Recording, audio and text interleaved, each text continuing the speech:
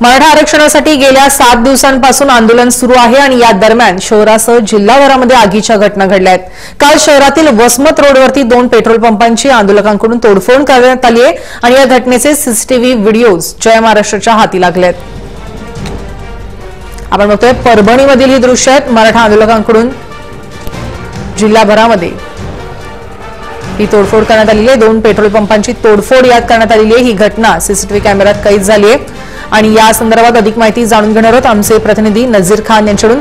नजीर जी काय सांगाल, 2 पेट्रोल पंपांची तोडफोड परभणीमध्ये करण्यात आलेली आहे, का अधिक माहिती आहे? गेल्या 7 दिवसापासून महाराष्ट्रासह परभणी जिल्ह्यामध्ये जे मराठा आंदोलन सुरू आहे त्याच्यामध्ये आपण परभणी जिल्ह्यामध्ये गेल्या 7 दिवसामध्ये पाहिलं की बऱ्याच ठिकाणी तोडफोड करण्यात आली आंदोलकांकडून।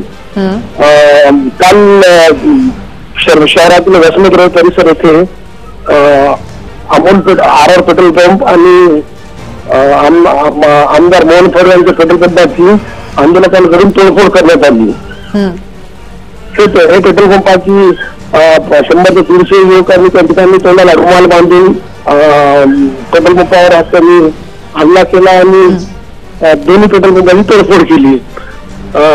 काल उशीर आपल्या हाती हा सीसीटीव्ही दोन्ही पेट्रोल पंपाचा सीसीटीव्ही फुटेज आलेला आहे।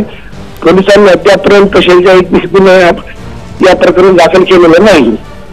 नक्कीच धन्यवाद नजीरजी, तुम्ही दिलेल्या माहितीसाठी। या संदर्भातले अपडेट्स वेळोवेळी तुमच्याकडून घेणार आहोत। आपण बघतोय परभणी जिल्ह्यात तोडफोडीच्या घटना घडलेल्या आहेत। 2 पेट्रोल पंपांची या ठिकाणी तोडफोड करण्यात आलेली आहे।